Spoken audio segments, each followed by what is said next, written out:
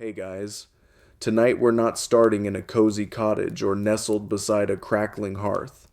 No, tonight, you're lying on a makeshift mattress of pine boughs and bear pelts in a damp wooden hut by the sea. You can hear waves slapping against the hulls of docked longships, seagulls shrieking overhead, and two burly Norsemen bickering outside, loudly, about spoiled buttermilk and who left the door open. The wind smells like salt, smoked fish, and wet moss. You open your eyes slowly, the glow of dawn filtering through a hide-curtained window, and remember, you're in Vinland. Yes, that Vinland, the one whispered about in sagas and argued over in lecture halls, a land of wild grapes, towering forests, and, for now, no angry landlords demanding tribute in silver. But don't relax just yet. You probably won't survive this. So, before you get comfortable, take a moment to like the video and subscribe, but only if you genuinely enjoy what I do here. And hey, drop your local time and location in the comments. I love seeing where you're all tuning in from. Now, dim the lights. Maybe turn on a fan for that soft background hum, and let's ease into tonight's journey together. Your day begins before the sun fully crests the edge of the Atlantic horizon. The Viking settlement is alive with motion already. Tools clanging, dogs barking, someone yelling something about firewood. You push aside the heavy door, careful not to trip over a chicken that doesn't seem to belong to anyone, and step into the chilly morning mist. Everything smells like damp timber and ambition.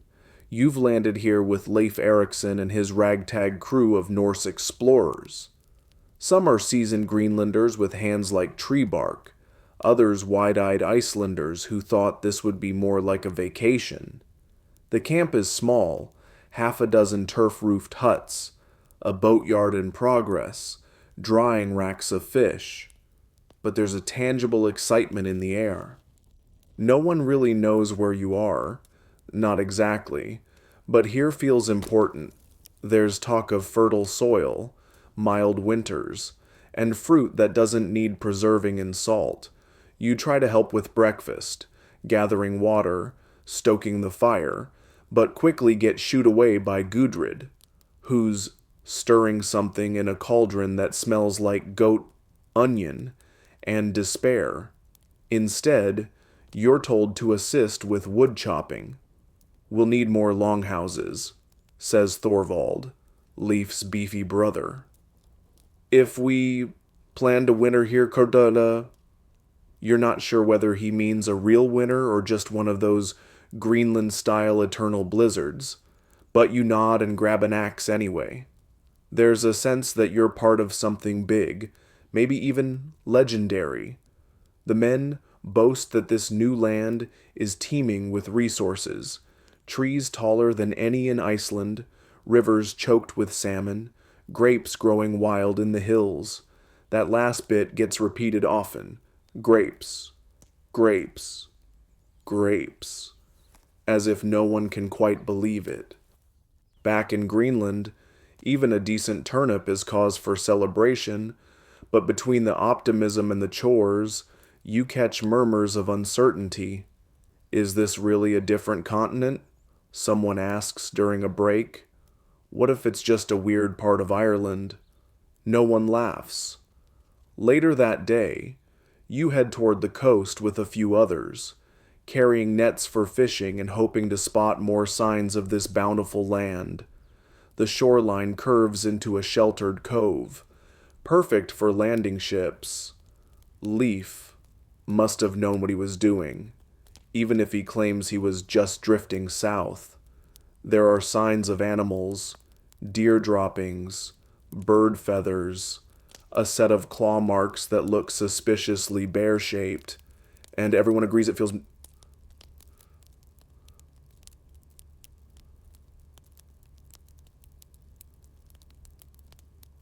untouched.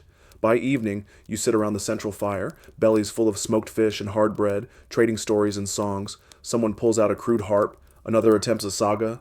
Something about Eric the Red accidentally killing a man with a splitting maul and getting exiled. You sip from a shared horn of mead and watch sparks drift into the sky. For a moment, everything feels peaceful, new, maybe even sacred, and yet, not all is idyllic. The wooden palisade they started building last week still stands half finished. People whisper about others in the woods. You haven't seen anyone.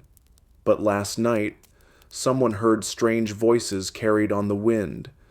And there's the fact that no one can agree what to call this place. Leif says Vinland, because of the grapes. But someone else swears it should be Markland, the land of forests. And a third insists Helluland was the first stop, the stony land you passed before settling here. Historians still argue whether Vinland was Newfoundland, Nova Scotia, or a Norse fever dream brought on by too much seal fat and not enough vitamin C. Still, you drift off that night beneath a thick fur blanket, the stars above glittering in an unfamiliar sky. Somewhere across the sea lies Greenland. Further still, Iceland. And beyond that, the sagas that will one day try to piece together what really happened here among the grapes and gulls and ghosts of Vinland. Your eyes open again to the creaking of rope and the groan of oars. You're no longer in Vinland. You're back at sea. Salt spray on your lips. The sky a wide dome of gray above you. The wind bites. Your fingers are stiff. And every breath feels like it was filtered through a glacier. Welcome aboard a Viking longship headed west from Iceland, hugging the edge of the known world. You're tracing the route that got you to America, though no one's calling it that yet, and it's every bit as bone-rattling as you feared. The journey didn't start in Vinland. It started with exile, with bad tempers and blood feuds.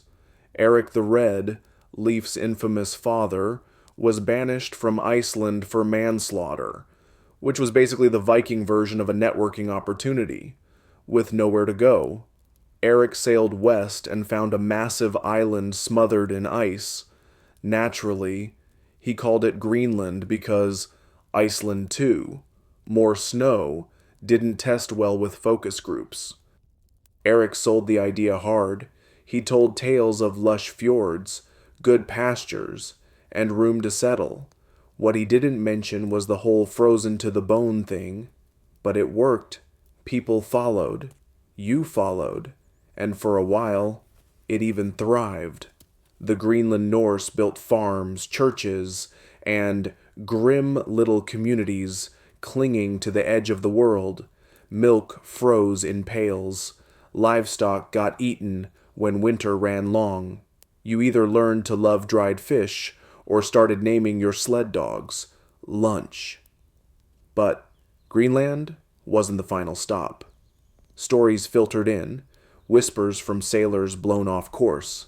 One had seen flatlands to the west, another claimed to have spotted forests, and Bjarni Herjolfsson, the Viking version of guy with a compass he doesn't know how to use, might have glimpsed North America entirely by accident while trying to visit his dad. You probably saw Bjarni at some feast once. He's the type who brags loudly over roast lamb, but admits, when pressed, that he never actually landed anywhere. Too rocky, he says. Didn't even smell like home. But Leif? Leif listened. And unlike Bjarni, he planned to go ashore. Before that happened, though, you had to survive the open sea.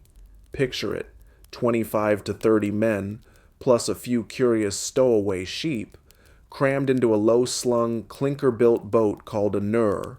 You're soaked, shivering, and trying to sleep on wet timber while someone nearby throws up fermented fish stew overboard. The oars creak in rhythm, the sail groans, and the horizon never changes. Still, the Vikings were shockingly good sailors. They didn't have compasses or maps, but they followed the sun, the stars, the seabirds, and the driftwood. You learn to spot signs too, clouds that signal land, swells that hint at nearby coasts, a certain smell in the air that isn't quite brine or rot. You pass small, rocky islands first, maybe Helluland, land of flat stones. Then a stretch of dense forest, Markland, and then, at last, the coast where Leif decides to stop. He calls it Vinland for the grapes, though you secretly suspect he just liked the sound of it better than Seagull Poop Shore. Historians still argue whether this journey was a carefully calculated expedition or a seaborne version of, let's just keep going until we hit something. Some say Leif had precise directions based on Bjarni's sighting. Others believe the Norse just got lucky. A few insist there's a missing map, but whatever the truth, you're here.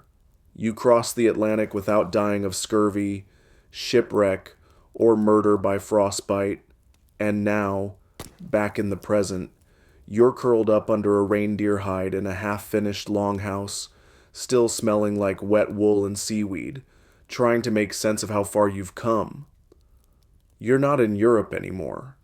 You're not even sure you're on the same page of the map. But you know this. You've gone farther west than any Norseman before. You've followed Eric's exile, survived Greenland's lies, trusted a tale from a directionally confused merchant, and held on tight as Leif pointed his boat toward what might have been the edge of the world. You drift off to sleep again, and in your dreams, the waves still roll beneath you, carrying you past the last horizon your ancestors ever imagined. The next morning begins with frost on your eyebrows and regret in your bones. You stretch beneath your bear hide blanket and remember, you're still in Greenland. Or rather, you are. Eric the Red's dream of a thriving colony is clinging stubbornly to the jagged coastline, refusing to die, and dragging you along with it. The truth is, you never wanted to come here. Almost nobody did. Greenland wasn't the prize. It was the punishment. You're only here because Eric the Red committed one manslaughter too many and got kicked out of Iceland. It's kind of the Norse equivalent of being banned from the family WhatsApp group. But Eric was smart. He knew marketing. And when he returned from his initial expedition, scarred by storms and ice but still alive, he called the new land Greenland. The logic was simple. People will be more willing to go there if it has a favorable name. That's a direct quote. Straight from the sagas. You've got to admire the audacity.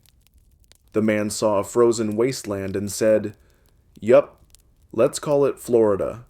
And it worked. Farmers came, settlers, dreamers. You came, not because Greenland was green, but because Iceland was getting crowded. Norway was a political mess, and the allure of free land, even snow-covered, was too tempting. Besides, Vikings love a challenge. And Greenland? Oh, it's a challenge. Your first year here you lost a cow, 2 toes, and a marriage.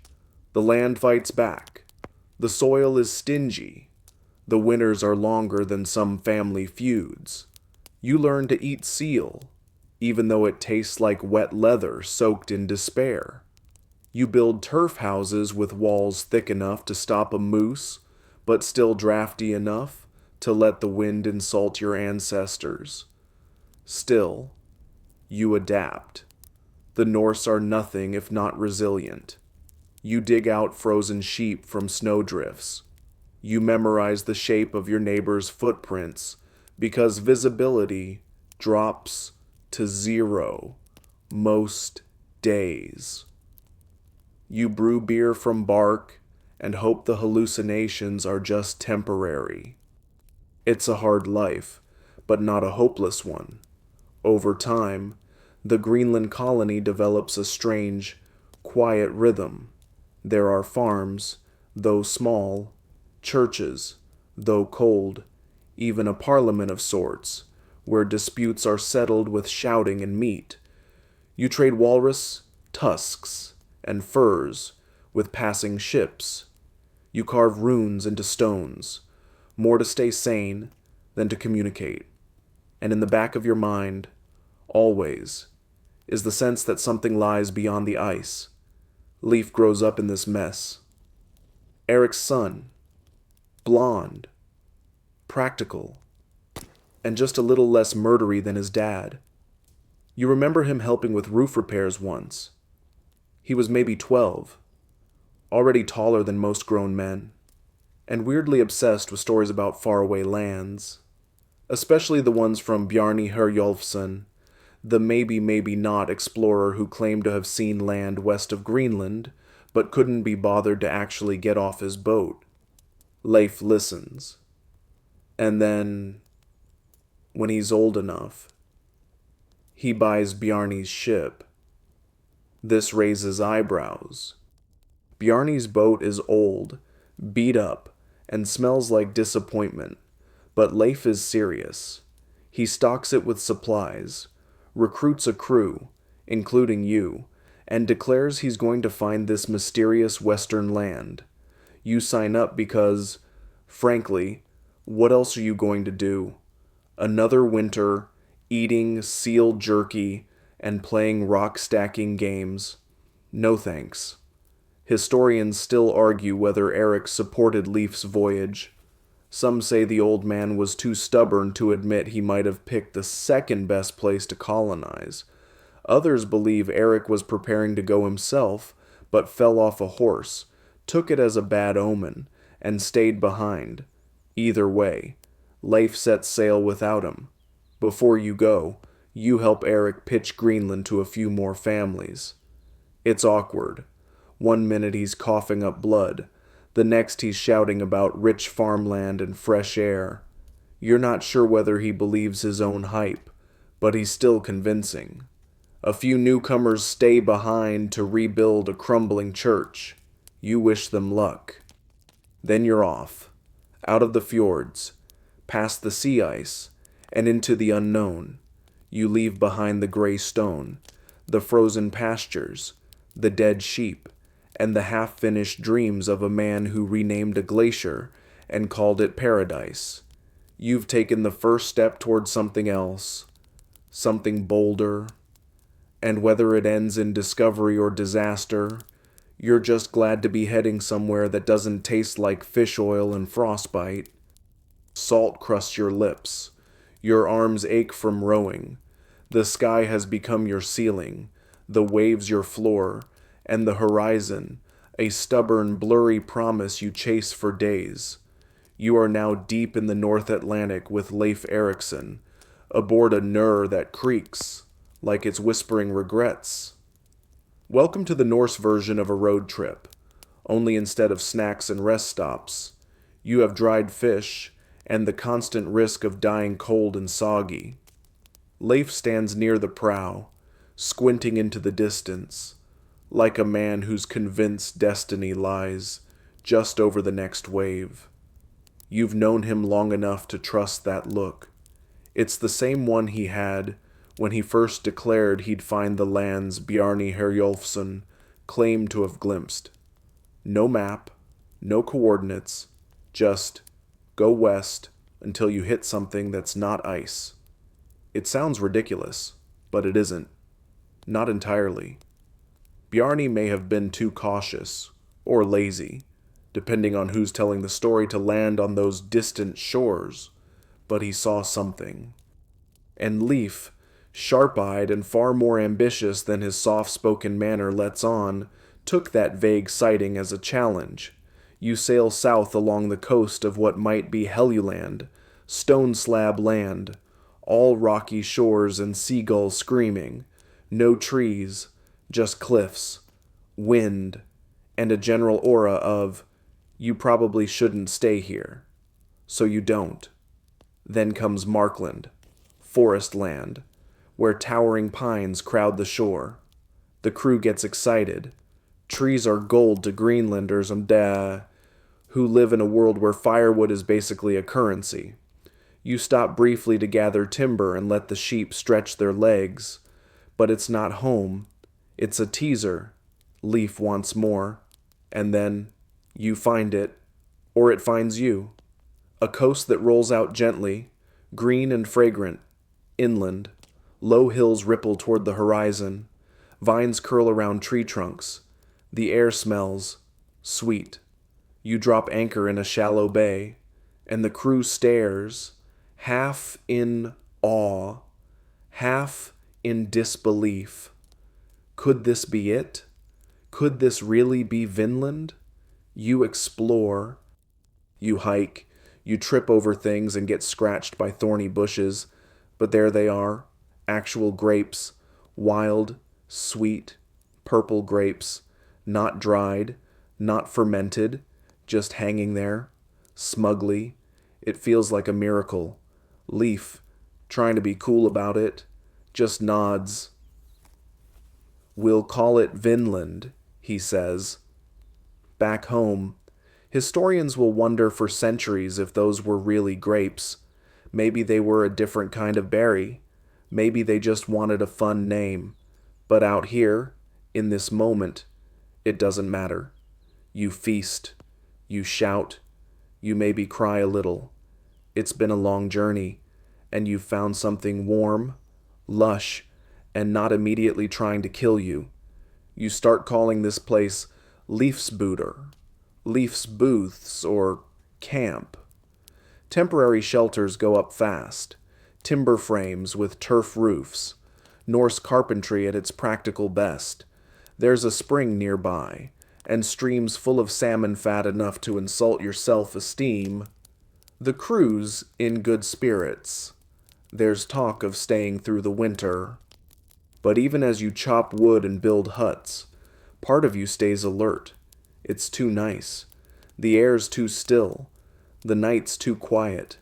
You wonder what lives here, what watches from the trees. You've seen no people yet, just birds, deer, and the occasional ominous rustling. Historians still debate exactly where you've landed. Lonso Meadows in Newfoundland fits many clues: timber, iron tools, remnants of turf buildings, but other sites have their defenders. Some say Vinland was farther south. Others insist it was more an idea than a location, a symbolic Eden for weary Norse hearts. But you're not thinking in symbols. You're thinking in firewood, fish, and furs.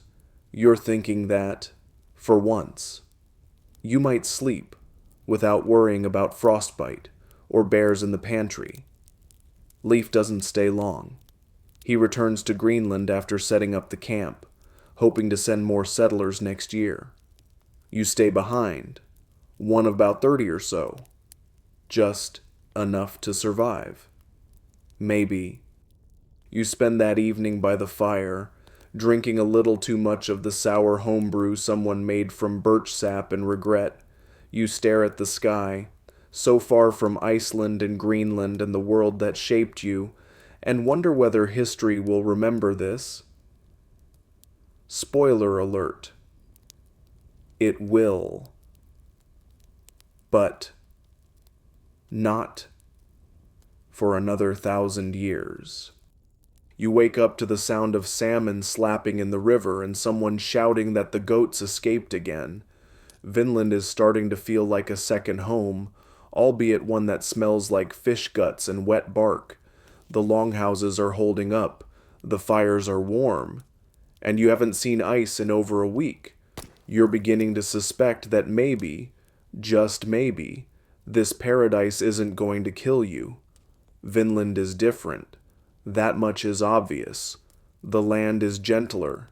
The soil is softer under your feet. The air, less cruel. Back in Greenland, just planting a cabbage felt like an act of war against nature. Here, you could probably grow something without screaming at it first. You wander through groves of maple and pine, picking berries you don't recognize and hoping none of them are the deadly kind. The streams are alive with trout and salmon. You spend a morning catching fish by hand, well, trying, and feel a strange kind of joy when one finally flops into your net, as if the land is saying, "Fine, you can stay. It's not just the food. There's something about the light here. It filters through the trees in long gold beams, warmer than anything you've felt since Iceland. You notice birds you've never seen before, flashy little creatures with bright feathers, and a tendency to steal bits of your cloak when you're not looking. At night, the stars stretch wider than they ever did over Greenland, and the air smells like sap and earth instead of reindeer. But this isn't a vacation. You've still got work to do. You chop wood, dig fire pits, reinforce the longhouse roofs. Someone starts carving a wooden god post, more out of habit than necessity. Thor, standing tall beside a drying rack full of salmon. Others gather wild plants, dry herbs, and try to make sense of the local berries. You joke that Freya must have walked these hills barefoot and dropped snacks for you to find. Life here is better than expected. In fact, it's almost too good, which is why people start getting nervous. See, you're Vikings. You're used to suffering. When things go well, it's either a trap or the calm before a blood feud. And Vinland? Vinland is calm. There are no rival clans, no lords demanding silver, no biting winds, no rock fields, no frozen cow corpses. There's just pee, and that's when you start to notice them. At first, it's just signs, broken branches, prints in the mud, glimpses of movement deep in the woods. Then you spot one, a figure, not Norse, darker skin, shorter frame, strange clothing. They don't speak your language, and when you shout a greeting, they vanish like smoke.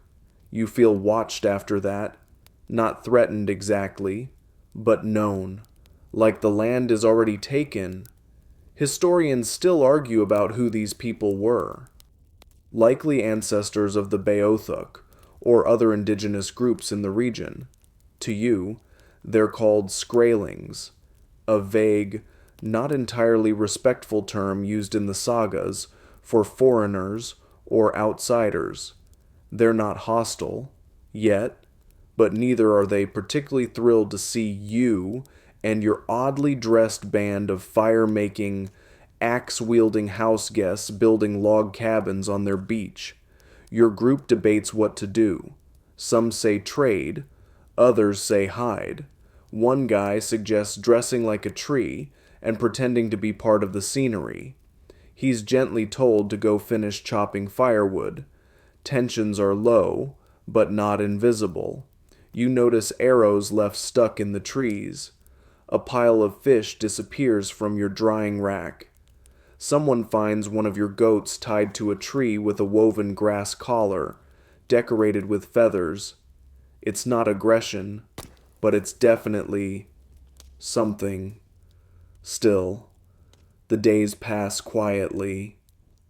You build more structures. You craft tools. Someone manages to make a decent sour beer from local grains, which tastes like vinegar and victory. You even start giving names to nearby places: Bay of Sand, Forest of Big Deer, that hill where I fell and sprained my ankle. Every evening, you gather by the fire and talk of home, Greenland, Iceland, the places you left behind. Some wonder if Leif will send more settlers. Others hope he forgets you're here entirely. You're not sure what you want. You think about the grapes, the ones that gave Vinland its name. You found them early on, and yes, they were wild and real, but they're seasonal, rare, and probably not the same kind you imagined. The sagas made it sound like you stumbled into a vineyard. In reality, it was more like a good afternoon in the right patch of forest. But still, they were there, and the name stuck. You fall asleep that night with the smell of pine in your nose and the sound of the river nearby. For now, you are safe. For now, you belong to this land, just as much as it belongs to you, which, if history has anything to say about it, is temporarily. By now, you've got calluses on your palms from felling trees, a permanent smear of charcoal on your tunic, and a deep, irrational hatred of goats. Welcome to mid-settlement life in Vinland. The novelty has worn off. The excitement faded just slightly, and now comes the true test. Can a bunch of Norsemen actually build something that lasts here? Turns out, you've brought the right skill set.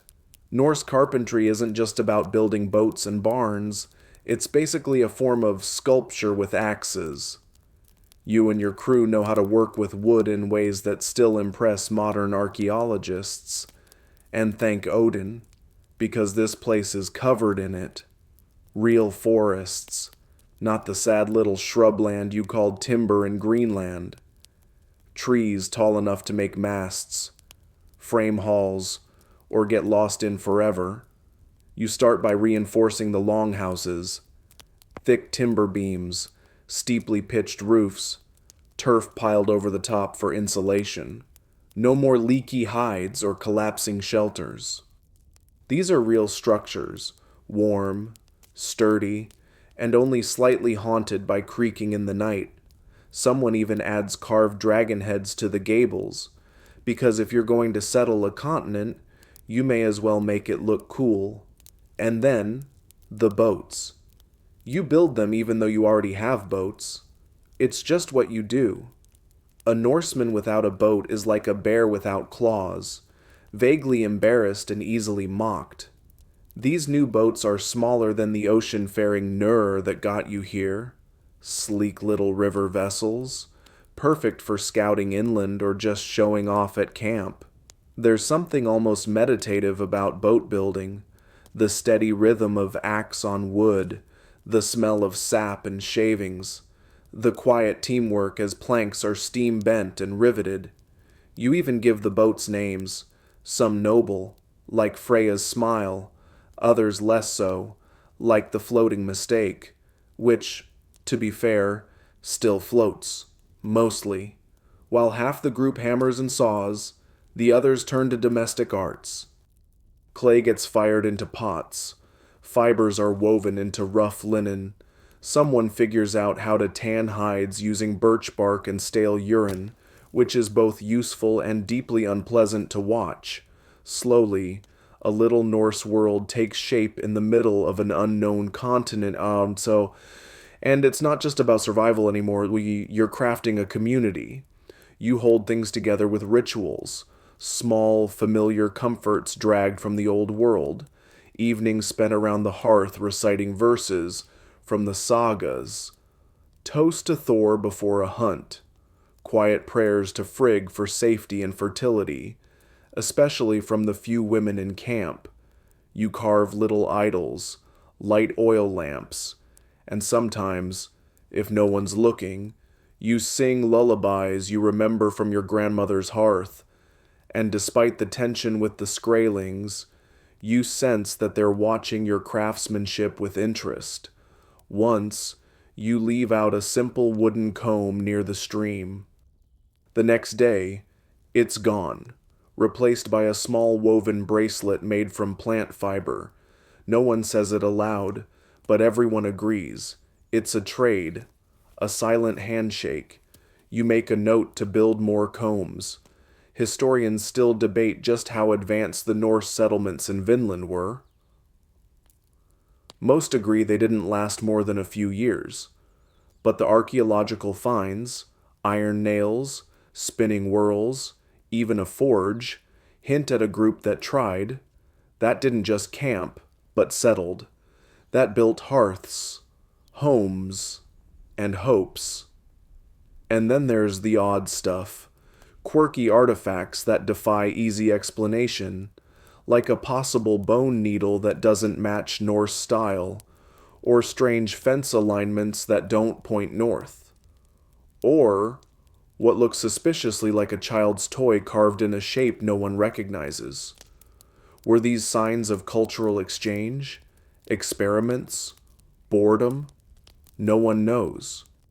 You just know that today, you fixed the leaky roof, repaired a cracked bowl, and watched the sun dip below the treetops without being afraid of freezing to death. That's what progress feels like out here, as the fire crackles and someone tunes a harp with 2 strings and a whole lot of optimism. You glance around the longhouse. You see hands rubbed raw from tool work, hair braided with feathers and twigs, faces lit by firelight and softened by laughter.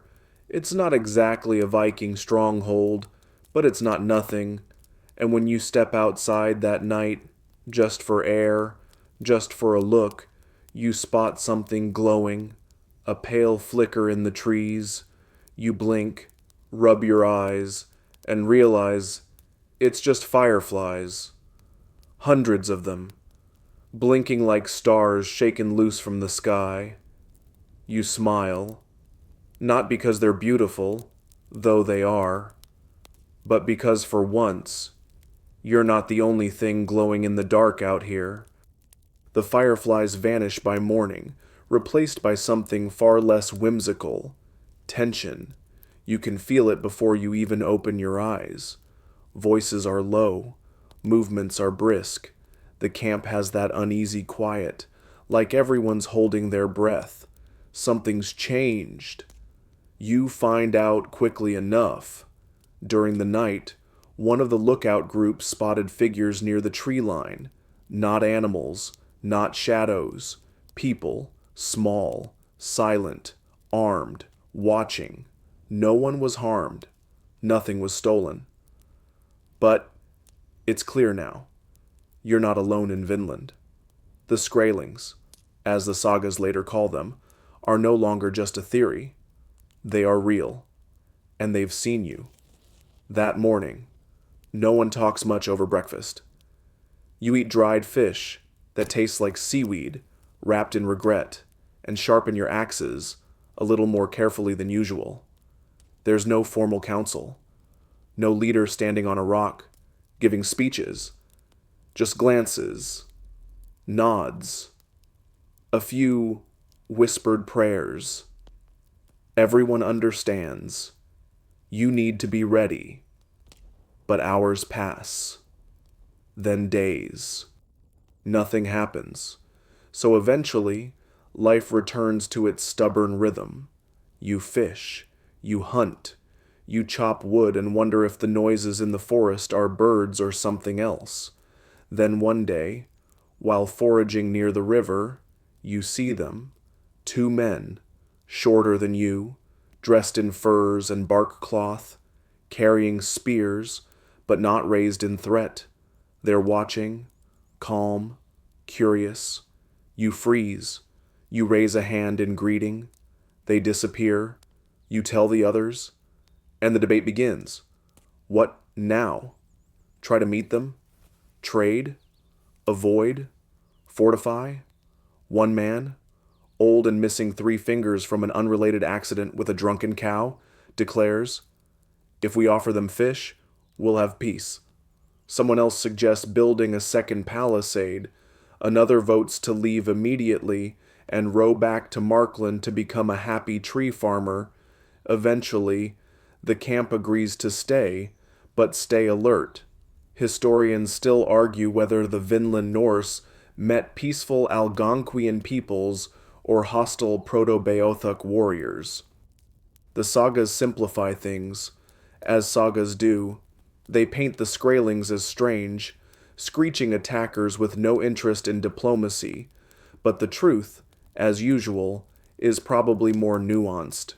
Trade may have happened, confusion definitely happened, and when you drop people with axes into unfamiliar lands, something always happens. The first real contact comes a week later. You're gutting fish near the stream when you hear it. A splash. You look up and see a group of them. Not hiding this time. Standing there. Maybe 10 or 12. Some men. Some women. One holds out what looks like a bundle of animal pelts. Another points to the fish. A third grins. Or grimaces. Hard to tell. You call for the others. Slowly. Carefully. You walk forward. You offer your catch. They offer their furs. You trade. It works. No one dies. That's a win. For a while. It becomes a pattern. Brief, cautious exchanges. Fish for furs. Iron nails for berries. A carved comb for a strange flint knife. You can't understand their words, but gestures go a long way. There's even laughter sometimes, and yet the unease never leaves. One morning, a goat goes missing. A wooden bowl is found shattered. Someone thinks they heard drums in the night. The trades stop. The strangers vanish. And then the arrow comes. It's a single arrow, buried deep into a tree near the longhouse. No note, no sign, just the message. We're watching. That night, the camp goes into lockdown. Torches are lit. Weapons polished. Guards posted. You sleep with your axe beside your head and dream of sails on fire and forests closing in. Was it a warning? A declaration? Or just a stray arrow? No one knows. The next day, one of your hunters doesn't return. You find his body near the river, eyes open, throat red. A stone-tipped spear lies beside him. No one speaks for a long time. You hold a funeral of sorts. A stone cairn. A muttered prayer. And then the decision: prepare to leave. This land, for all its gifts, is no longer safe. The days that follow are tense and strange. Some of the younger men argue you should stay and fight. Others just pack. You split into shifts, some dismantling boats for repairs, others standing watch with pale knuckles on their axe handles. And every night, the forest watches you back.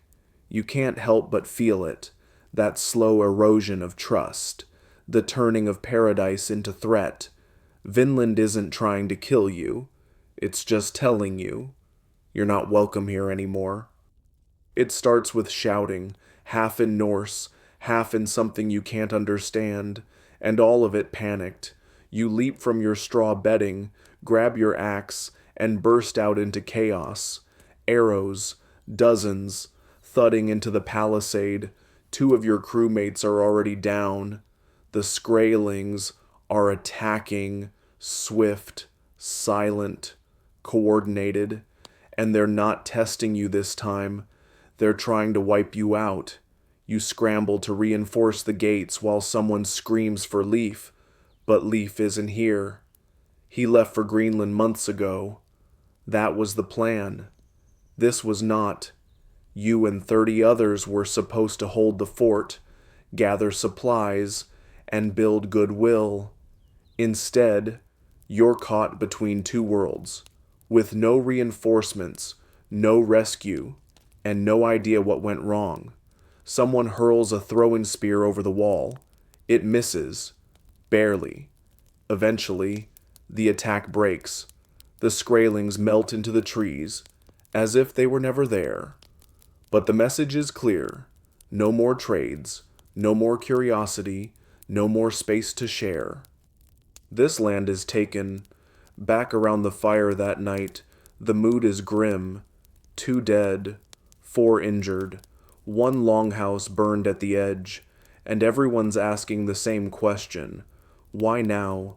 Theories swirl. Did someone insult them? Was the arrow a warning you ignored? Did one of your people take something they shouldn't? Or did you just stay too long? Historians still argue whether this conflict came from cultural misunderstanding, territorial defense, or pure miscommunication.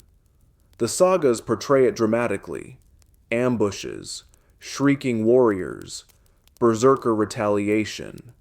One account even claims the Norse tried to trade red cloth, and when the Skrælings ran off, they mistook it for weakness and pursued them, only to be ambushed in return. Your experience feels less like epic poetry and more like badly timed camping. You do your best to rebuild, but the joy is gone. The camp smells of smoke.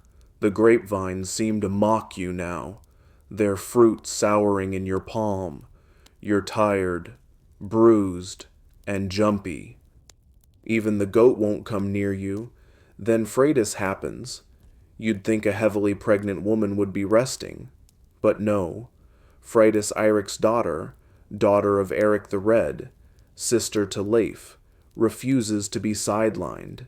When another attack comes days later, she picks up a sword, throws open the longhouse door, and charges alone into the clearing.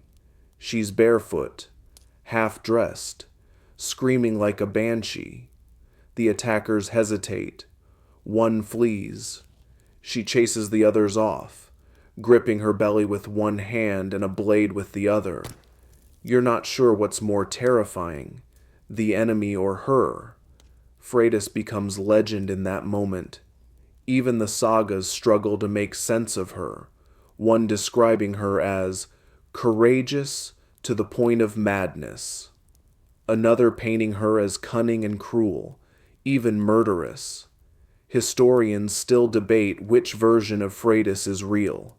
You suspect she's all of them, and something else entirely. Her bravery buys you time, but not peace. Supplies start running low. You've buried 3 more.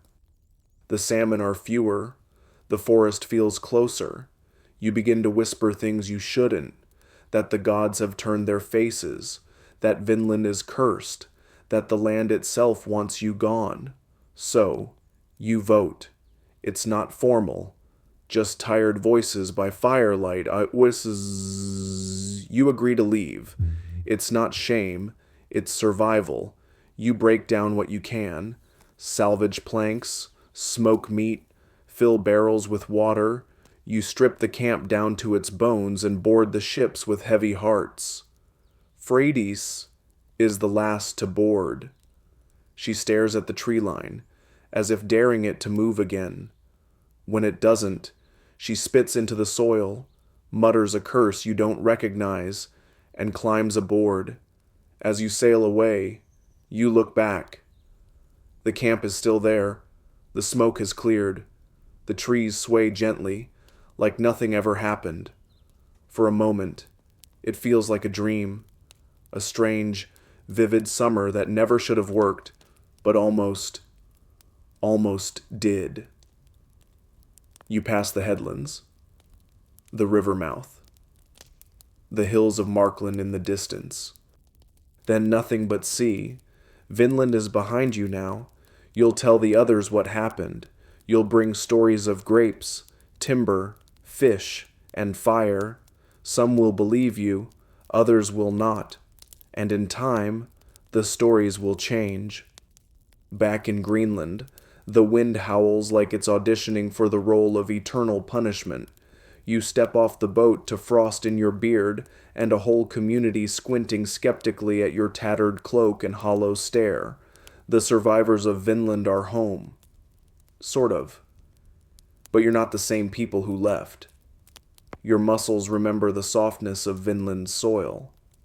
Your ears still listen for the quiet rush of river instead of glacier. And your dreams? They're full of fireflies, arrows, and the sound of Freydís yelling at people twice her size. You try to blend back into settlement life, patch roofs, herd sheep, survive, but the stories won't stay quiet. You tell them at the longhouse hearth, first hesitantly, then with color. The grapes, the forests, the rivers full of fish, and, inevitably, the Skrælings. Some nod in wonder, others scoff. But it's Freydís who truly lights the saga. Her story spreads like wildfire. Some say she single-handedly defended the camp with a sword in one hand and her unborn child in the other. Others say she was less heroic. The sagas diverge wildly. In the saga of the Greenlanders, Freydís is ruthless.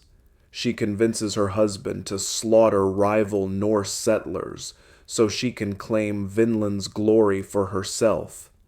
In the saga of Eric the Red, she's a fearless warrior, baring her chest and scaring off enemies with a battle cry and a borrowed sword. You were there, The truth is somewhere in between. But the stories, they take on a life of their own, and Freydís doesn't deny any of them. Historians still argue about her. Was she a feminist icon in sealskin boots? A cold-blooded opportunist? A victim of male saga writers who didn't know what to do with a woman who didn't stay in the kitchen? Either way, Freydís becomes mythic. She overshadows even Leif in some tales. Leif, the careful one, the planner, the man who discovered Vinland but didn't stick around long enough to be remembered for anything juicy. You spend winter with the fire stoked high, recounting Vinland in pieces. Someone starts a carving on a whalebone showing Freydís with a sword in one hand and a baby on her back. Another composes a Drottkvet poem about how the Skrælings fled before her terrifying battle shriek. The other settlers who came back with you, Ingridr, Bjorn, Einar, tell their own versions. No two match. Some of the younger boys look at you with shining eyes. Will we go back? They ask. You shrug. Maybe. But between the stories and the snowdrifts, life in Greenland continues. You mend roofs again. Someone names a goat Vinland. It's a small comfort. Still, not everyone forgets. A few years later, you hear of another expedition, Freydís this time, leading her own group. No Leif. No Eric. Just her. A handful of men. And a new ship. She's determined to return. To claim it. To finish what was started. You never see her again. The sagas differ on how it ends. Some say she murdered her crewmates. Others say she built a second camp, traded with the locals, and lived in Vinland for years. Still others claim she returned to Greenland with her pockets full of silver and her heart full of vengeance. No one agrees. But the stories keep coming. And that's the thing about sagas. They're part memory, part wishful thinking, and part revenge fantasy. You know what really happened, but you also know what should have happened. So when you sit by the fire, warming your hands, and some child asks, did Freydís really fight with a sword while pregnant?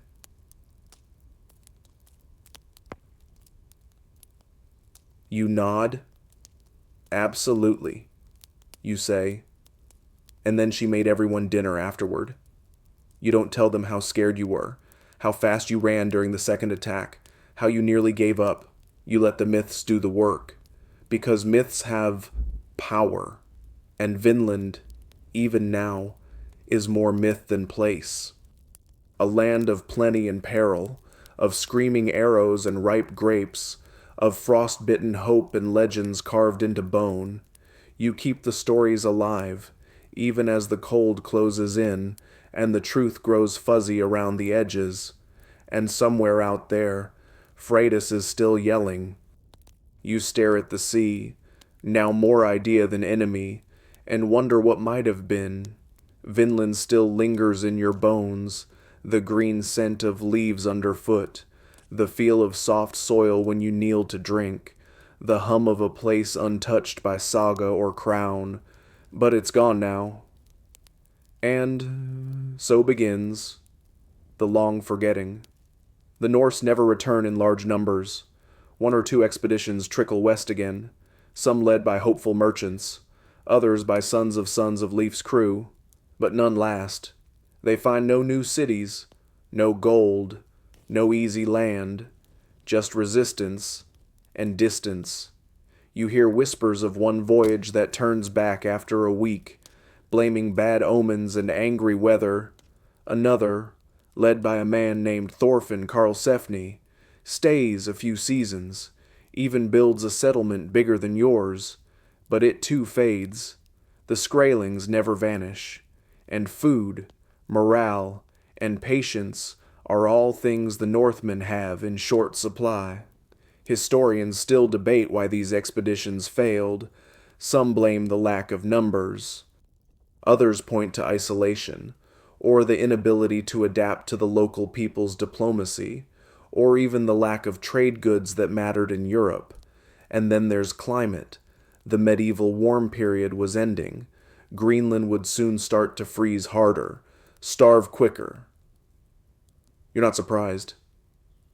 Even back then, the signs were clear. Glaciers creeping closer, storms more frequent, soil turning sour. Livestock didn't fatten as they once did. Children died younger. The settlement shrank. Churches crumbled. Greenland began to feel less like a stepping stone to new lands and more like a dead-end hallway with no lights. So, Vinland becomes memory, then myth, then footnote. The sagas hold on to it, though. They twist the story, condense timelines, inflate characters, cut awkward facts. They smooth over your cowardice. They forget who built what, who froze to death, who got left behind. In their place, they insert dragons, omens, and convenient moral lessons. But they don't forget Vinland entirely. You hear the names spoken still, late at night, Helluland, Markland, Vinland, words that sound like promises or regrets. One saga says Leif converted to Christianity. Another insists he stayed true to the old gods. You were there, and even you can't remember. Maybe both are true, maybe neither. You suspect that's the point. As for you, you stay in Greenland. You grow older. Your hands get stiffer. The cold starts to bite deeper into your joints each winter. The longhouses grow quieter. The people fewer. Eventually, someone finds you asleep beside the hearth and doesn't wake you. And yet, centuries later, someone finds your hearth. They dig it up near the tip of Newfoundland in a place now called Lance aux Meadows. Turf walls, iron nails, a blackened forge, a spindle, the remains of a small, stubborn community that defied the odds. Not a legend, not a metaphor, just you, your friends, your hopes, and your unfinished houses. It's a quiet discovery. No gold, no temples. Just proof. The Norse were here. The scholars argue, of course. Was this the Vinland, or just a temporary base, a rest stop on the edge of nowhere? The excavations are careful. Tools are logged. Radiocarbon dates are whispered like prophecies. The conclusion? You made it. You were the first Europeans to cross the Atlantic and set foot in what would one day be called the Americas, 5 centuries before Columbus, without maps, compasses, or royal charters. Just guts, wood, salt, and stories. But it didn't last. And that, in a way, is what makes it beautiful. Because your voyage wasn't about empire. It wasn't about flags or conquest. It was about curiosity. About standing on a shore you weren't supposed to reach and thinking, this could be home. You never stayed, but your footprints did. And so did the myths. Vinland becomes part of something bigger, not just Norse history, but human longing. The eternal ache to sail west, to see what's out there, to find one more place the maps forgot, and maybe, just maybe, to come back and tell the tale.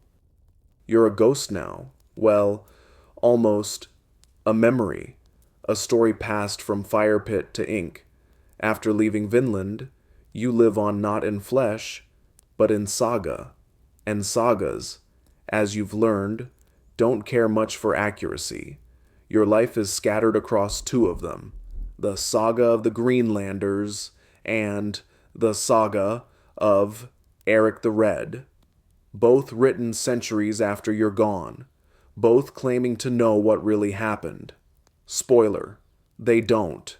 You sit by the hearth, figuratively now, listening as a younger generation reads aloud from vellum. You wince when they get it wrong. They always do. In one saga, Leif Erikson discovers Vinland by accident, blown off course while returning from Norway, where he converted to Christianity. In the other, he sails deliberately, following Bjarni Herjolfsson's vague directions and finding Helluland, Markland, and finally Vinland, two versions of the same event, one with divine wind, the other with good planning. Historians still argue over which saga came first, which is more accurate, and whether either was ever intended to record history at all. You suspect the truth lies somewhere between editorial flair and a drinking game gone too far. And then there's you. Not by name, of course. You weren't important enough for that. But maybe you're one of the unnamed settlers, or the voice behind the details. You recognize moments that feel like yours. The smoke from the turf fire, the creak of the Norse oarlocks, the moment Freydís lost her temper and nearly took someone's ear off with a ladle. The sagas, though dramatic, get one thing right. Life in Vinland was weird. Everything had a tinge of strangeness. The light was different, the animals behaved differently. Even the berries tasted more urgent, like they were in a hurry to be eaten. But the sagas also exaggerate. Freydís, depending on which version you read, is either a fearless warrior mother or a cold-blooded mass murderer. Thorfinn Karlsefni is a wise and just leader, or a man desperately trying to keep his crew from turning into cannibals. One moment you're feasting on wild grapes, the next, you're under siege by screaming pygmies on sleds. That one, you're fairly sure was made up after too much mead. Still, there's something touching in how the sagas try to make sense of it all. The fear, the wonder, the ache of home. The Norse didn't have a word for homesick as we use it now. But they knew the feeling, the way it curls behind your ribs on cold nights, whispering of mossy stones and salted air. You listen as the young man reading the saga frowns and mutters, "That can't be right." He's puzzled by the mention of grapes in Newfoundland. He doesn't know that berries were sometimes called grapes in translation, or that maybe someone exaggerated to impress a chieftain, or that memory, once passed through 4 storytellers, tends to bloom into fantasy. You try to tell him, but you're just a story now. The boy turns the page. He reads of a fight with Skrælings by a river, and how the Norse fled after seeing a one-legged creature that killed a man with an arrow. You really don't remember that part. But it makes for a good tale, because ultimately, that's what you are now, a tale. You were never a king, never a bishop, never wrote your own saga. You chopped wood, you cooked fish, you survived, and that, somehow, was enough to get you etched into the back rooms of memory. You smile when the boy finishes reading and looks up, blinking, caught between disbelief and wonder. That's the best kind of history. Not the kind with footnotes and scrolls, but the kind that sneaks in through imagination. The kind you carry into your dreams. Even now, Scholars study the sagas like puzzle boxes. They cross-reference the stories with maps, dig sites, pollen samples, even Icelandic DNA in Labrador. They argue over dates, names, plausibility. They publish papers with titles like The Epistemological Challenges of Proto-Colonial Narrative Transmission in Vinland Literature. You laugh, softly. If only they knew how badly that one goat behaved. But it doesn't really matter, does it? You weren't trying to be remembered. You were just trying to stay warm, stay fed, and stay alive on the edge of the world. If that story gets told with a few embellishments, well, at least you get better dialogue that way. And so you drift, out of the sagas, through the smoke of the hearth, and into the long night, where your story floats alongside all the others. Grapes, ghosts, Freydís with her sword, you, holding a bowl of berries, wondering if they're poison or pie. Vinland lives on, not as a place, but as a possibility. The thing about old maps is they lie, not intentionally, most of the time, but medieval cartographers were artists first, explorers never, and guessers always. So when you look at a 15th century map with a blob labeled Vinlandia, hovering somewhere west of Ireland and south of Iceland, you can't help but smile. It's like watching someone draw your house based only on rumors and 3-day-old footprints.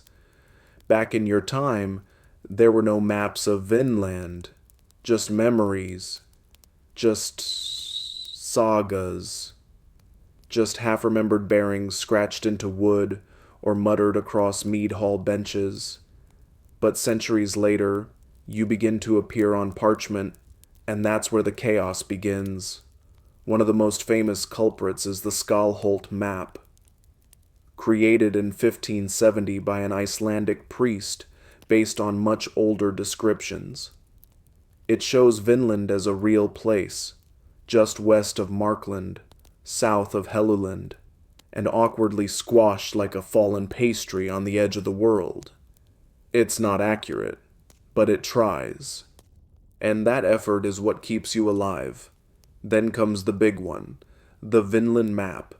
Supposedly dating from the 15th century, this artifact shows Vinland clearly labeled across the Atlantic, long before Columbus ever thought to pack a suitcase.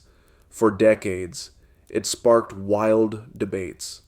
Scholars argued, journalists drooled, museums wrote huge checks, and then, oops, the ink was modern, the parchment suspect.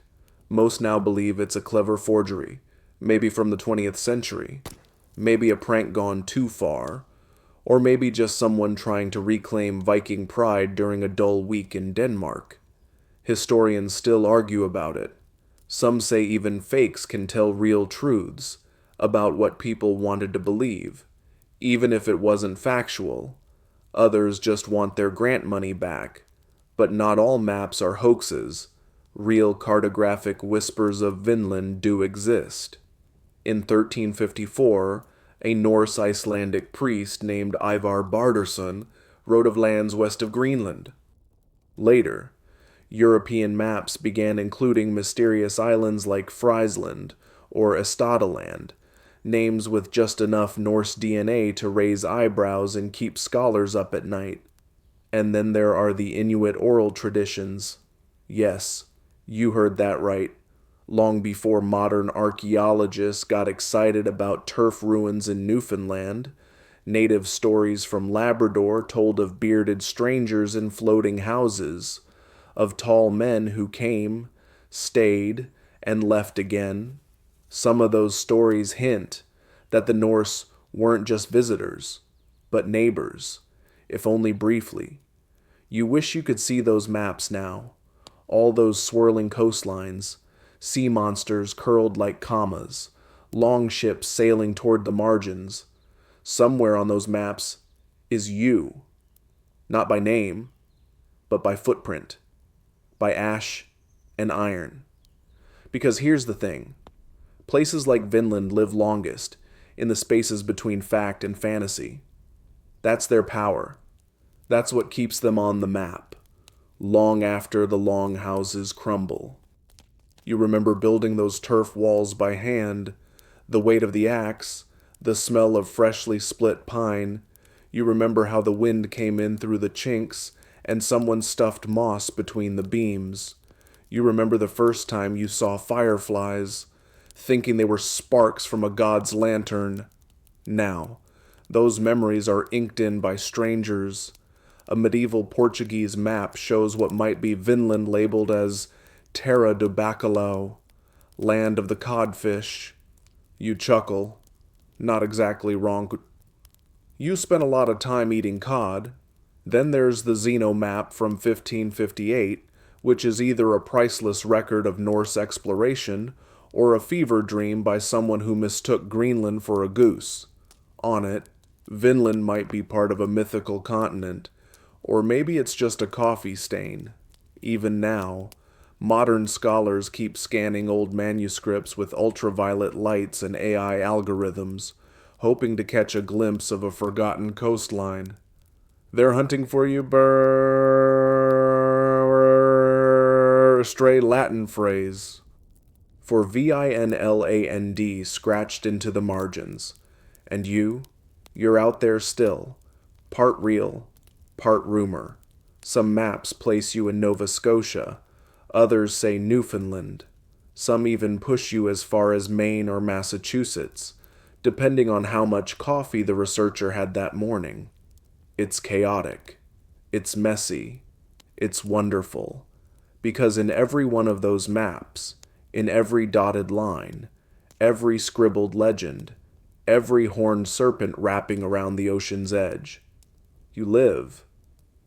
Vinland never needed coordinates. It needed wonder. And the fact that people keep looking for you, tracing your path across faded ink and crumbling vellum, that's proof you mattered. Even if they never quite get your latitude right. You step off the tour bus and stare at it.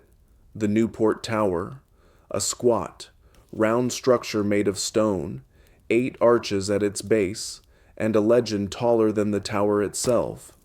You're not sure what's more bizarre, this colonial windmill turned Viking fantasy, or the fact that someone once pointed to it and said, "Ah yes, clearly Norse architecture. Your century's gone now, more memory than man, but you can't help hovering over this one. It's like watching your old shoes being worshipped as sacred relics. Charming, deeply inaccurate, mildly hilarious. The Newport Tower stands in Rhode Island, not Newfoundland, not Greenland, not even close. But in the 19th century, America had a bit of Viking fever. People were eager to prove that Europeans, preferably non-Columbus ones, had reached the New World first. And so, the poor old tower, likely built by 17th century colonists as a windmill or storehouse, was transformed by sheer willpower and wishful thinking into a Viking chapel, or fortress, or observatory, depending on who was selling the pamphlets. It doesn't look Norse. Not really. The arches are too refined, the stonework too colonial, but that didn't stop a wave of enthusiastic amateur historians, poets, and conspiracy theorists from christening it proof that Leif Erikson had once stood there, squinting nobly into the New England sun. Historians still argue, though most agree the tower is post-medieval. A few cling to fringe theories, suggesting secret Templar Viking collaborations, because why stop at one myth when you can have two? But archaeology, carbon dating, and actual documentation lean hard toward just a very old windmill. You can't help but be a little flattered. After all, most people's legacy is a name carved on a gravestone. Yours? a stone tower 2,000 miles from where you probably ever stood, inspiring debates, documentaries, and an entire Leif Erikson day. Yes, that's real. October 9th, in the United States. It started as a nod to Scandinavian American heritage, but it's also a quiet rebellion against Columbus Day, because why celebrate a guy who thought he landed in India when you could toast the blonde explorer who maybe planted wild grapes and ran from hostile archers? There's even a statue of Leif in Boston, another in Milwaukee, one in Seattle that looks like he's ordering Starbucks. And then there's Duluth, Minnesota, a city obsessed with Norse mythology for reasons that can only be explained by snow-related cabin fever. They've got Viking ship replicas, runestone sculptures, and street names like Odin's Way. Leif is everywhere. On beer cans, in school books, probably on someone's ankle tattoo. Which brings us to the real curveball, the Kensington runestone. Found in 1898 by a Swedish-American farmer in Minnesota, it's a slab of greywacke inscribed with runes that claim Norse explorers reached inland North America in 1362, centuries after Vinland.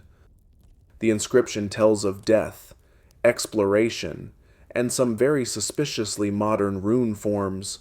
Most scholars call it a hoax, a very elaborate, possibly well-intentioned hoax. But there's a museum, t-shirts, and, of course, arguments. You float above it all now, watching reenactments, listening to podcasts, observing tour guides describe Freydís as the Viking Wonder Woman. It's surreal and strangely heartwarming, because while the facts are fuzzy and the towers mismatched, people want to believe in you, in Vinland, in the idea that long before empires and colonizers, a few stubborn Norse misfits braved the Atlantic, carved boats from trees, built homes in wild lands, and sang sagas by smoky fires. You may not have left castles, but you left stories. And sometimes, stories leave towers in places you never set foot. So the next time someone stands in front of the Newport Tower, squinting at its arches and wondering if Leif carved them by hand, you whisper through the breeze, "Not quite, friend, but close enough." Minnesota, 1898. You're long gone, your bones dust, your memory muddled, but your name's about to get dragged into something very weird. A farmer named Olaf Oman is clearing trees near the town of Kensington when he finds a slab of stone tangled in roots. It's heavy, gray, covered in what look like runes. He hauls it home. He thinks it might be important. Maybe even Norse. Enter the Kensington runestone. The inscription, once translated, tells a gripping tale. A band of Norse explorers, 8 Gotalanders and 22 Norwegians, traveled deep into the continent in the year 1362. They hunt, they fish, they get attacked, 10 of them die. It ends with a line asking for protection from God. It's moody, it's dramatic, it's probably fake, but that doesn't stop the world from losing its collective mind. By the early 20th century, the stone is at the center of a firestorm. Is this proof that the Vikings didn't just land in Canada, but penetrated to the American Midwest? Did Norsemen portage their ships through rivers, trek across endless plains, and carve their grief into Minnesota granite? Or did Olaf Oman just get bored one winter? Historians still argue, loudly. Linguists point out that the rune forms are suspiciously modern. The language mixes Old Norse with words that didn't exist in the 14th century. The grammar is too neat.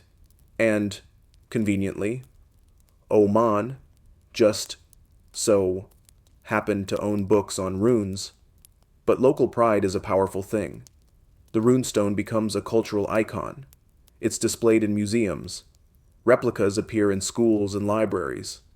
There's a Kensington runestone park, a Viking statue, a gift shop. Children write book reports on it. Conspiracy theorists included in sprawling theories that involve Knights Templar, hidden treasure, and pre-Columbian maps drawn in goat's blood. You can't help but grin. Back when you were sailing west with Leif Erikson, carving wooden spoons and praying your boots wouldn't freeze to your feet, you never imagined someone would forge your legacy into a roadside attraction. You certainly never imagined someone would claim you walked through cornfields. But here's the twist. What if they weren't entirely wrong? Not about the stone itself. That thing almost certainly came from a chisel in the 1890s, not a Norseman in the 1300s. But about the idea. Could Norse explorers have gone farther inland than we think? Some evidence, though still sketchy, suggests it's possible. Legends among native tribes occasionally mention tall, pale strangers arriving by water, artifacts found far from coastal sites, scraps of iron, foreign beads, odd carvings, hint that trade, or at least contact, might have stretched far beyond Lonso Meadows. And oral traditions, they're not always easy to interpret, but they often remember things archaeology hasn't caught up with yet. The truth is, you don't need the runestone to prove that you mattered. You crossed the Atlantic in boats barely wider than a modern SUV. You made landfall. You built homes. You met people. You survived. You sang songs into strange forests and turned stories into navigation tools. But it's still kind of charming. This little stone, it speaks to a hunger modern people have, to belong to something old, to imagine their backyard was once walked by gods and explorers. To stand in the supermarket parking lot and think, maybe a Viking stood here first. Even if the Kensington runestone is a hoax, it's a hopeful one. It means people want to find you. They want to connect, to believe in voyages that meant more than conquest, to see adventure, not just flags. You drift above the Kensington Museum now, where the stone sits in a glass case under carefully calibrated lighting. A tour guide points to it and says, "Word cheese that or that depends on who you ask." A child presses her nose to the glass and whispers, "Did Vikings really come here?"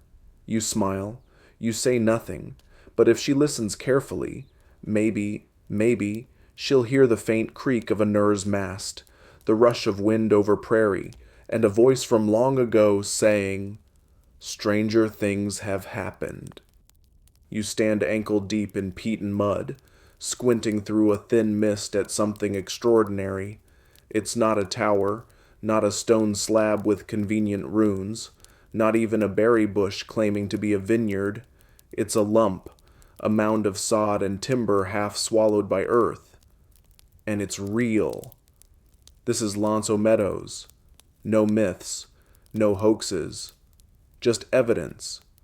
The first, and so far only, undisputed Viking settlement in North America. You watch as the archaeologists dig, gently brushing centuries of soil from buried beams. You float beside them, invisible but grinning, as they lift iron nails from the earth. Iron. In a place where the indigenous peoples had no iron working. That's not just a clue, it's a Viking fingerprint. In the 1960s, Norwegian couple, Helge and Anne Stein Ingstad, followed hints from the sagas, oral traditions, and sheer stubbornness all the way to the northern tip of Newfoundland. What they found wasn't flashy, no treasure, no dragon ships preserved in ice. Just turf walls, ringed pins, and blackened hearths, But to you, it's a reunion. You remember building that longhouse. You argued with Bjorn over how much pitch to seal the roof with. You dug that fire pit by hand. You cracked your thumbnail on that iron rivet. And now, here it is, resurrected in pieces, cataloged, labeled, displayed under glass. It's humbling and oddly comforting, because after centuries of debate, misdirection, and dubious rune carvings, the truth is here in the mud. The Norse came to North America around the year 1000. They built homes. They forged metal. They stayed for a while. Historians still debate how long. Some say 1 or 2 years. Others think several seasons. A few propose waves of seasonal travel, returning to Greenland between harvests. The exact purpose, exploration, colonization, timber collection, is still up for grabs. But the presence? That's no longer in question, and the finds keep adding texture to the tale. A spindle whirl, suggesting a woman-spun thread here, perhaps Freydís herself, calming a storm of thoughts with the rhythm of wool, butternuts, which don't grow in Newfoundland, indicating travel further south, evidence of carpentry, ironworking, and organized domestic life. It's not just a camp, it's a community. You walk between reconstructed buildings now, part museum, part ghost town. The turf walls are soft with moss. A recreated forge smokes gently, tended by costumed interpreters who laugh in modern English while demonstrating Norse tools.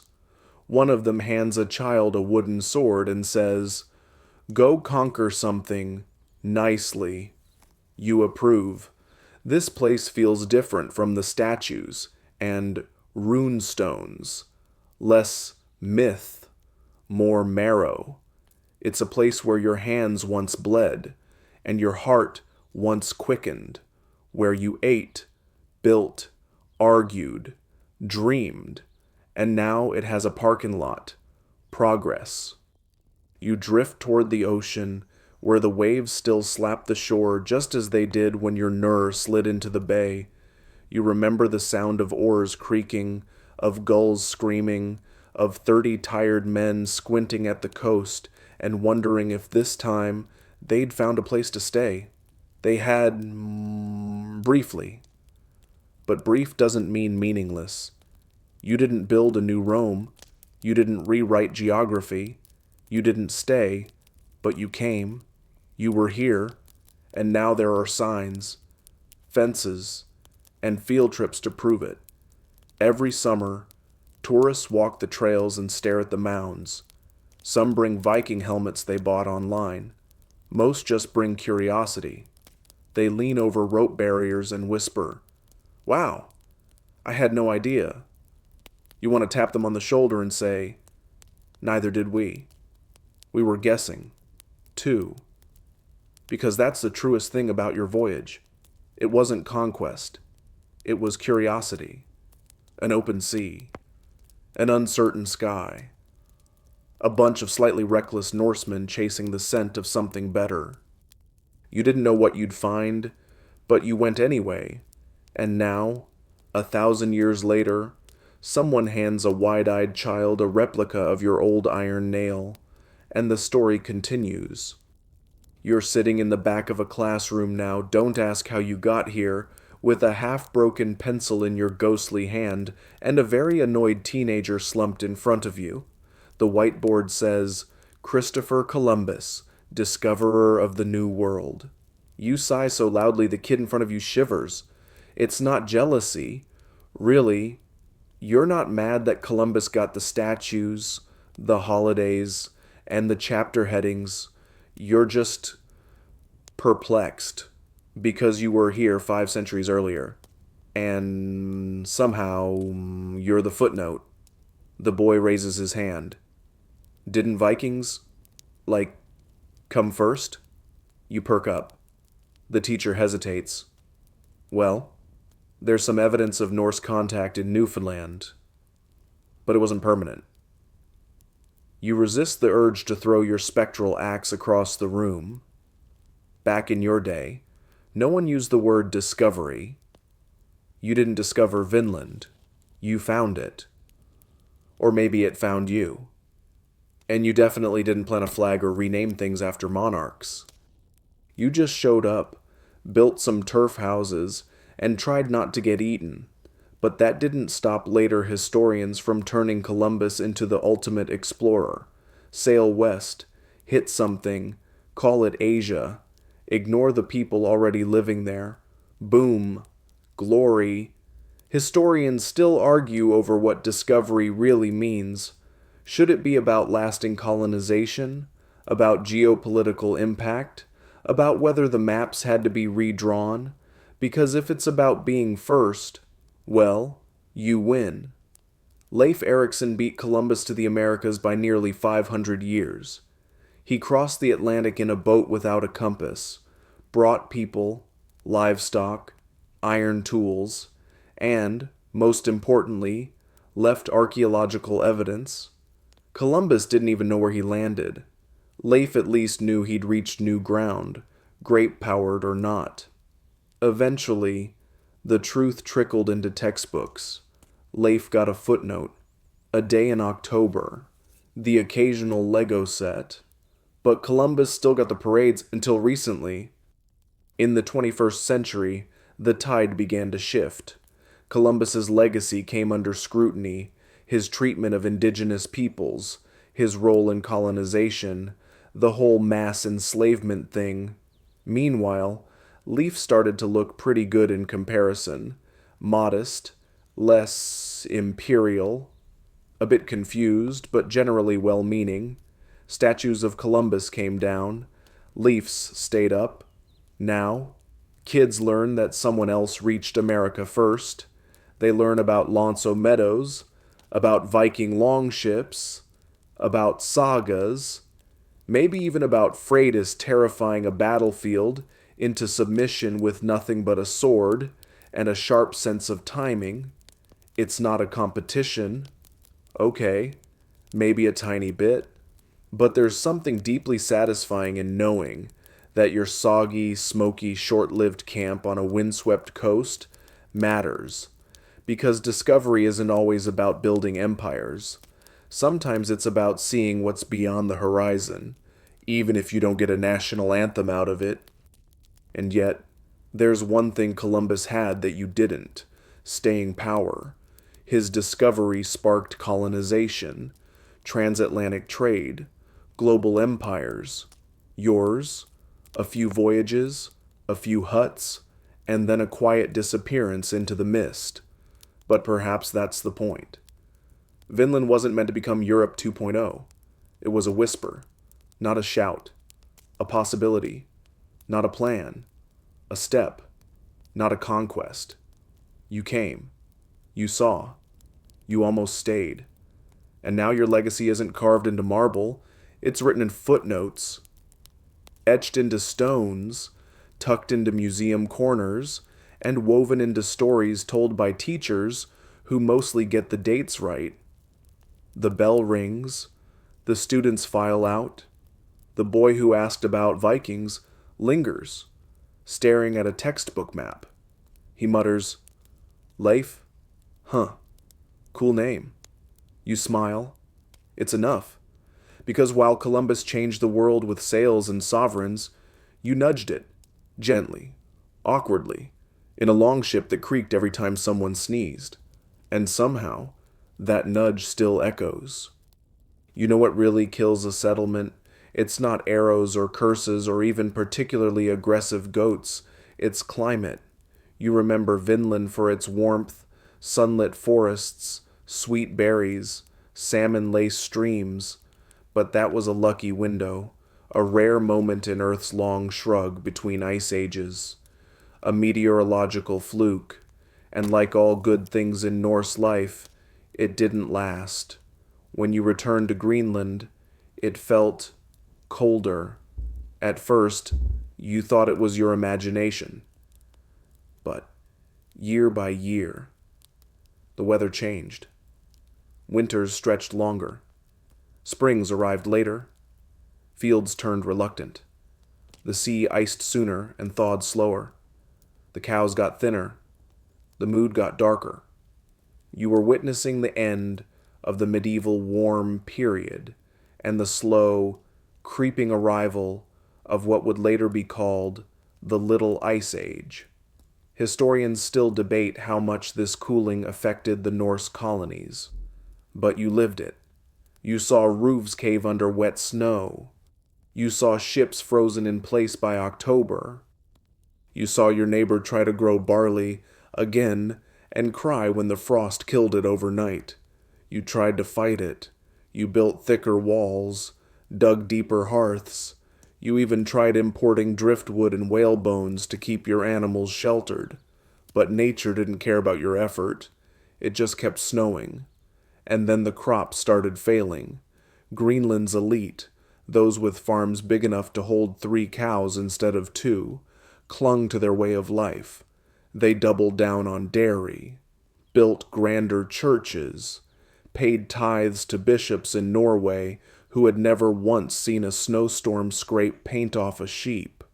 But the common folk, they adapted or left. Some went native, abandoning Norse customs, trading with Inuit neighbors, adopting local tools. Others disappeared entirely, vanishing from church records and sagas alike. You imagine them heading inland, finding valleys that held the sun a little longer, hoping to start over. But you stayed. And in that dwindling colony, you watched the dreams of westward expansion fade. Vinland? That felt like a story now, a sweet, strange interlude, like a fever dream after a long night on spoiled mead.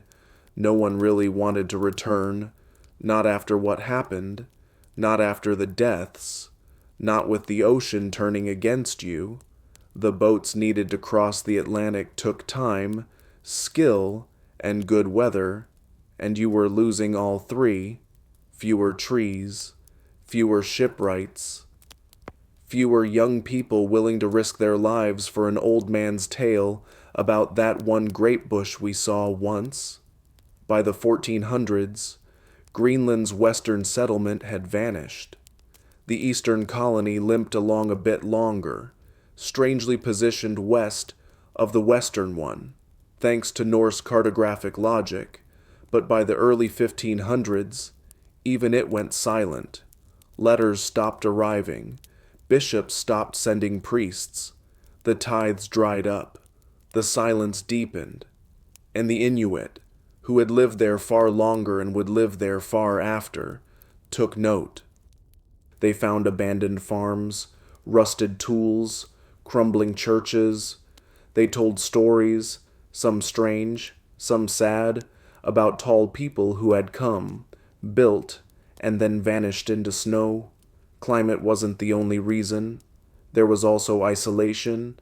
Trade routes shifted. European demand for walrus ivory, a key Norse export, collapsed when African elephant ivory flooded the market. Pirates grew bolder, the sea grew crueler, and Europe moved on toward the Renaissance, the Reformation, and revolutions that had no use for small sod houses on icy fjords. But in a way, that was fitting. You didn't come to Vinland for empire. You came for land, for freedom, for a second chance.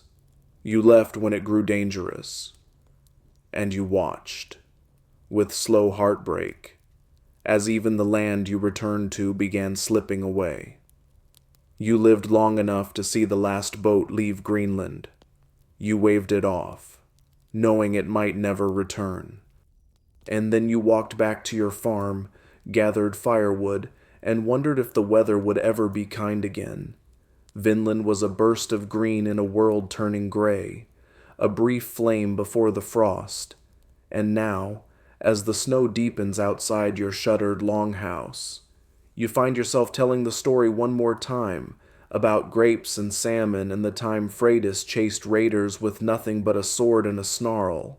Someone laughs. Someone rolls their eyes. Someone else leans in a little closer, and the fire crackles on. Centuries pass. Your story fades into saga, then into speculation, then into nothing. For a while, it seems as though you've been completely erased, lost to snow, buried beneath turf, reduced to whispers about grapevines and sword-wielding women. But then, something remarkable happens. Someone spits into a plastic tube, mails it to a lab, and unknowingly calls you back. Genetic testing, ancient DNA, tools you couldn't have dreamed of, even if you'd taken a blow to the head and imagined elves with scrolls. Scientists now dig through bone, tooth enamel, and bits of hair found in burial mounds. And every so often, something strange shows up. A fragment of Norse ancestry in a place it shouldn't be. A mitochondrial strand whispering, "I was here." Now, it's important to say, most of these findings are debated, fiercely, because genetics is as much interpretation as evidence. A few researchers argue that Norse DNA has been found in some modern Inuit communities. Others say no, it's contamination, or coincidence, or the result of later European mixing. Historians still argue whether any DNA evidence from Vinland can ever be definitive, but what if? What if one of those short-lived encounters in Vinland wasn't entirely fruitless? What if one quiet moment, an exchange of food, a gesture misunderstood, a night shared under foreign stars, left a trace?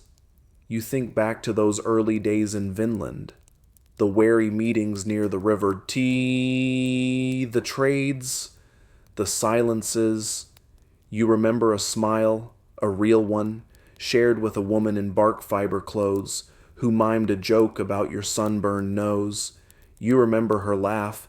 Could that have been it? Science is catching up to Saga now. We have bone isotope analysis that tells us where someone grew up based on what they ate. We have tools that can scrape genetic clues from ancient lice. We can even reconstruct the diets of long-dead children by analyzing the tartar on their teeth. It's absurd. It's miraculous. It's very modern. And now, somewhere in a warm lab in Denmark or Newfoundland or California, a researcher pores over spreadsheets and genomes and sees a blip they can't explain, a genetic marker that shouldn't be there. They pause, they frown, and then, inevitably, they wonder, could this be? Elsewhere, people run ancestry tests for fun. Viking DNA becomes a marketing term. There are t-shirts and TikToks and websites promising to trace your bloodline back to Ragnar Lothbrok himself, even though Ragnar probably never existed. Still, every now and then, someone gets a result they didn't expect. 1.3% Scandinavian. Huh. A woman in Labrador. A man in Quebec. A family in northern Maine. None of them know your name. But part of you, somehow, might be part of them. Or maybe not. Maybe all of this is coincidence and imagination. Maybe there's no genetic footprint. Maybe your DNA returned to the soil, forgotten. But you like the idea. You like the thought of carrying on, not in stone or saga, but in blood, quietly, invisibly, patiently, because in the end, the Norse didn't stay. But what if something of them did? What if Vinland never vanished, but simply dissolved into the people who followed? Into stories told by Innu grandmothers, into tools found by Micmac hunters, into the curve of someone's cheekbones on a snowy morning in Nova Scotia? You were never meant to build an empire. You were meant to begin something. And now, 1,000 years later, a scientist stares at a screen. A child opens an ancestry report. A grandmother tells a story that starts with a ship sailing out of mist, And your journey continues, not in maps, not in monuments, but in marrow. You never imagined you'd end up in a comic book, but there you are, sword raised, cape fluttering, hair somehow always clean. In one panel, you're battling Skrælings on a snowy cliff. In the next, you're taming wolves. And in one particularly creative issue, you invent democracy with a pine cone. You don't mind. Not really. Because you've officially entered pop culture. That strange new afterlife, where legends get eyeliner and battle axes come with backflips. It started slowly. A poem here. A dusty novel there. An opera. Naturally, because what is Norse history if not a slow-motion tragedy sung at full volume while wearing chainmail? Then came the books, not sagas, but novels, graphic histories. Choose-your-own-adventure tales where readers decide whether to fight the moose or become friends with it. Spoiler, always befriend the moose. Then came the games. Suddenly, Vinland has side quests. You can build a settlement, romance a shield maiden, and fight a mystical bear named Ingvar. None of it is accurate, but all of it is alive. You laugh when you see the in-game map. It shows Vinland as a vast open-world paradise with glowing mushrooms, magical artifacts, and Norse fast travel points. You never had fast travel. You had blisters and arguments about who forgot the fish hooks. But the players care. They pause to read your journal entries. They study the strange lettering on your rune stones. They wonder why the buildings look so small. They were sorry. Then there's television. In one show, Freydís is a sword-slinging goddess with a perfect braid and endless sass.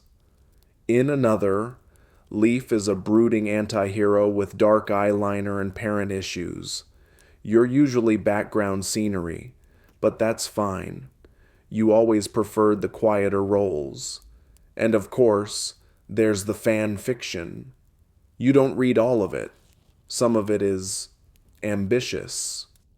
But even in the strangest tales, there's a flicker of truth. The idea that you were real, that you braved the unknown, that you lived in that thin space between survival and legend. Historians still argue whether popular culture helps or hinders your legacy. On one hand, it introduces millions to Vinland, to Leif, to you. On the other, it often trades accuracy for drama.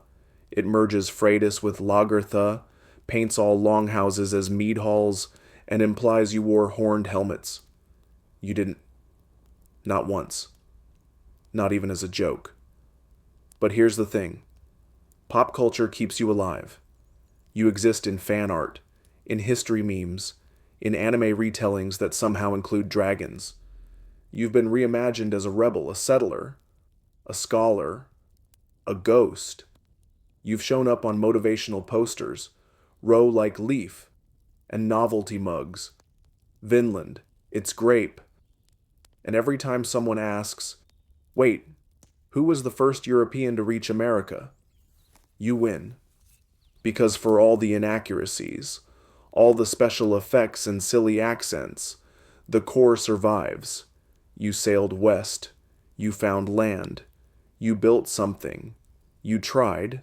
And now, a new generation learns about Vinland not from vellum, but from visuals. From YouTube videos titled 10 Wild Facts About Viking America and streaming series that dramatize the time Freydís possibly murdered everyone.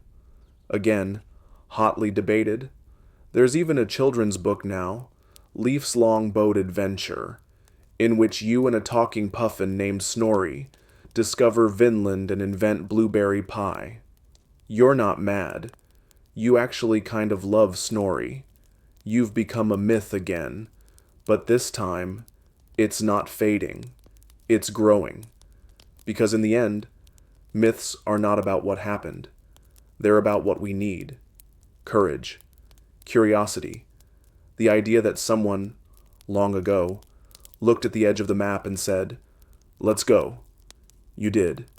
And now your story sails on, through pages, pixels, panels, and posts, not the way you lived it, but the way people remember it.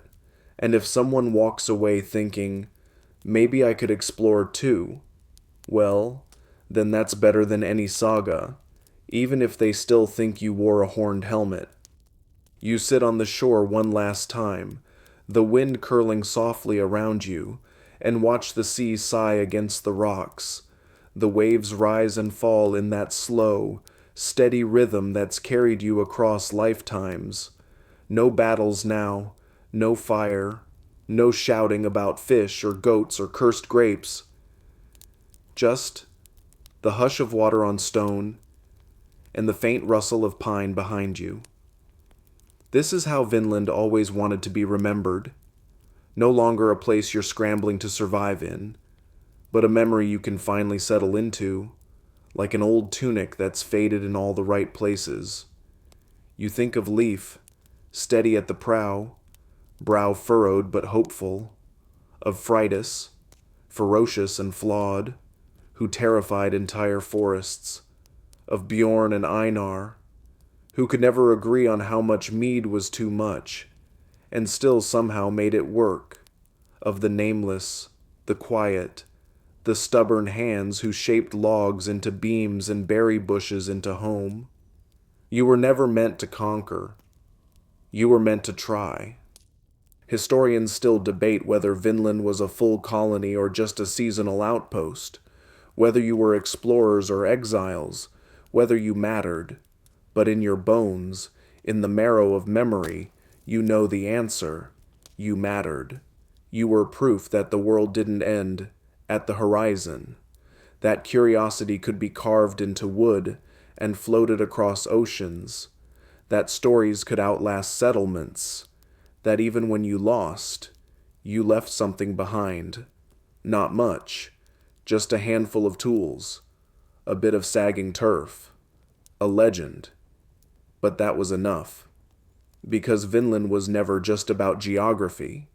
It was about hope, that wild, irrational hope that something better waits beyond the gray, that a forest might give more than it takes, that strangers might someday become neighbors, that the sea, despite everything, might deliver you not to death, but to discovery.